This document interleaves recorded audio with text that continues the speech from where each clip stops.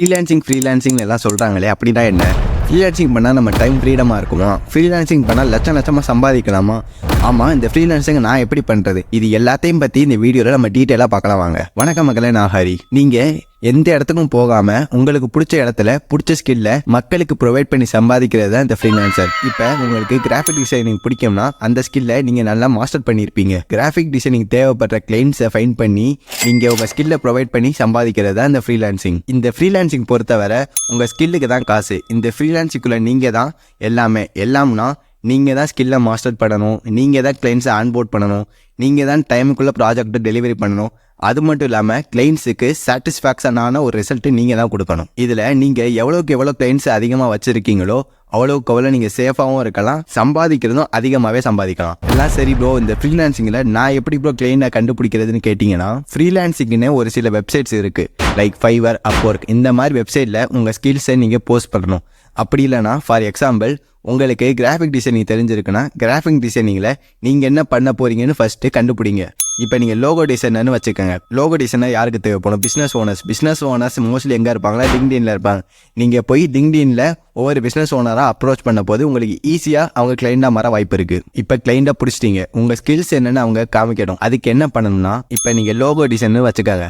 நீங்கள் பண்ண லோகோவில் ஒரு போர்ட்ஃபோலியோ எடுத்து கிளைண்ட்டுக்கிட்ட காமிக்கணும். போர்ட்ஃபோலியோனா ஒன்றும் இல்லைங்க, நீங்கள் பண்ண ஒர்க்கெல்லாம் கிளைண்ட்ஸுக்கிட்ட காமிக்கிறது தான் போர்ட்ஃபோலியோன்னு பேர். நீங்கள் காமிச்சிங்கன்னா அவங்களுக்கு உங்கள் மேலே ஒரு ட்ரஸ்ட் உருவாகும். அதை வச்சு அவங்க உங்களுக்கு பயப்படாமல் பே பண்ணுவாங்க. இப்போ எல்லாம் முடிஞ்சு நான் எவ்வளோ ப்ரோ சார்ஜ் பண்ணுறதுன்னு கேட்டிங்கன்னா, நான் முன்னாடியே சொன்ன ஃப்ரீலான்ஸ் வெப்சைட்டில் போய் நீங்கள் பண்ணுற ஒர்க்குக்கு எவ்வளோ சார்ஜ் பண்ணுறாங்கன்னு பாருங்கள். அதுக்கு ஏற்ற மாதிரி நீங்களும் சார்ஜ் பண்ணுங்கள். இதுதான் ஃப்ரீலான்சிங்.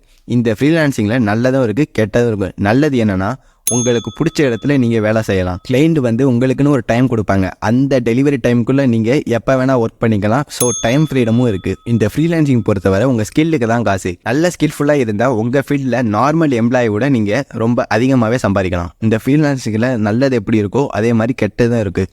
இந்த ஃப்ரீலான்சிங்கில் உங்களுக்கு ஃபிக்ஸ்டு இன்கமே கிடையாது. இந்த ஃப்ரீலான்சிங்கை வச்சு ஸ்டார்டிங் ஸ்டேஜில் என்னோடய ஃபேமிலியை நான் ரன் பண்ணணும்னு சொன்னீங்கன்னா ரொம்பவே கஷ்டம். ஸ்டார்டிங் ஸ்டேஜில் நீங்கள் கிளைண்ட்ஸை ஆன்போர்ட் பண்ணுறது ரொம்பவே கஷ்டமாக இருக்கும். நீங்கள் நல்ல கிளைண்ட்ஸை பிடிச்சி வச்சுக்கிட்டு நான் ஃப்ரீலான்சிங்கை ஃபுல் டைமாக பண்ண போகிறீங்கன்னா எந்த பிரச்சனையும் இல்லை. ஃப்ரீலான்சிங்கில் நிறையா கிளைண்ட்ஸ் பணம் கொடுக்காம போக வாய்ப்பு இருக்குது.